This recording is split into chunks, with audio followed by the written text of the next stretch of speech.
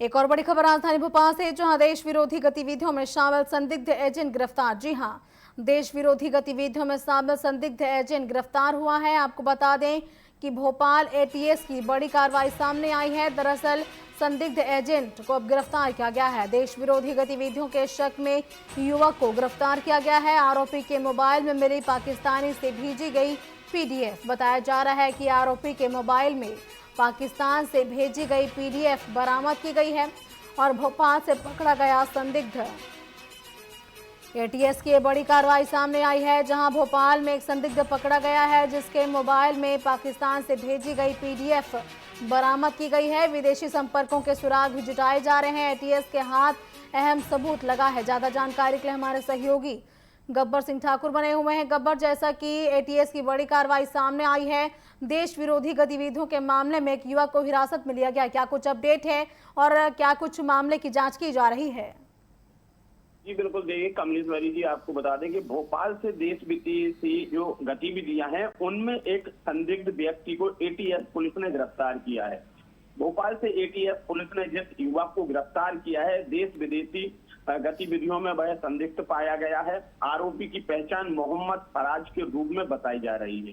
कार्रवाई भोपाल के काजी कैंप क्षेत्र से हुई है और बताया ये भी जा रहा है कि जांच के दौरान आरोपी के मोबाइल में पाकिस्तान से भेजी गई पीडीएफ फाइल मिलने की जानकारी मिली है। यानी आरोपी के मोबाइल में पीडीएफ फाइल है। पीडीएफ फाइल में पाकिस्तान से जो चीजें भेजी गई होंगी वो चीजें मिली हैं। तो इसका मतलब है कि हिंदुस्तान से पाकिस्तान के लिए और पाकिस्तान से हिंदुस्तान के लिए आदान प्रदान ये युवक अपने मोबाइल द्वारा कर रहा था। एटीएस को विदेशी संपर्कों से जुड़े अहम डिजिटल साक्ष्य भी मिले हैं और इसमें और भी आशंका जताई जा रही है कि इस युवक के कहीं ना कहीं और भी तार हो सकते हैं। हो सकता है कि भोपाल में ही हो सकता है कहीं और हो सकता है खंडवा में हो, क्योंकि कई बार देखा भी गया है कि भोपाल, खंडवा ऐसी जगह है यहाँ से कई जो देश विदेशी गतिविधियों में संलिप्त युवक पाए जाते हैं। वो विशेष तौर से खंडवा, छिंदवाड़ा, आपका भोपाल ऐसी जगह से पाए जाते हैं। आरोपियों से पूछताछ की जा रही है, जानकारी भी जुटाई जा रही है। साथ ही गिरफ्तार युवक को कोर्ट में पेश भी किया गया है। वहां अदालत ने आरोपी को 16 जून तक भेज दिया है। अब एटीएस पुलिस रिमांड पर युवक को लिए है। युवक से अब पूछताछ कर रहे हैं एटीएस। बताया जा रहा है कि एटीएस जांच एजेंसी उसके नेटवर्क और संपर्कों की पड़ताल कर रही है। एटीएस का कहना यह भी है कि गंभीरता से इस पूरे मामले की हम जांच कर रहे हैं कि युवक अभी तक किन किन लोगों से मिला है, किन किन लोगों से बातचीत की है, उसके भोपाल में ऐसे और कौन से दोस्त हैं जो इसके संपर्क में है, या इसके मोबाइल से जो पीडीएफ फाइल जैसे आई है वो पाकिस्तान से भेजी गई थी, लेकिन वो किसके द्वारा भेजी गई थी।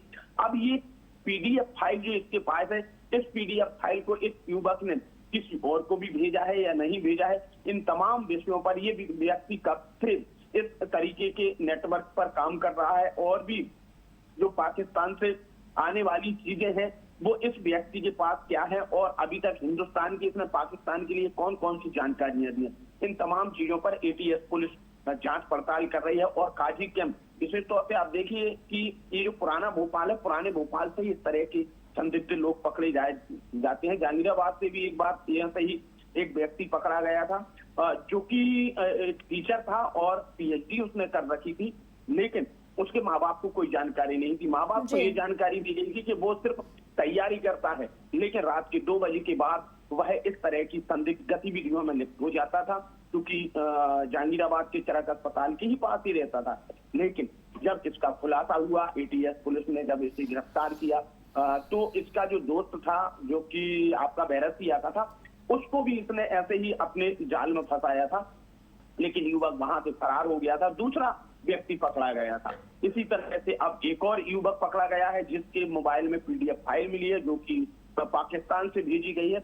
अब उसमें और कौन कौन सी जानकारियां मांगी गई है पाकिस्तान के द्वारा हिंदुस्तान की, इन तमाम चीजों पर एटीएस पुलिस जानकारी जुटा रही है। जी कमलेश्वरी जी बिल्कुल, बेहद ही संदिग्ध विषय है, क्योंकि जिस तरीके से देश विरोधी गतिविधियां सामने आ रही है चिंता का विषय है। गब्बर, आप बनी रही है हमारे साथ।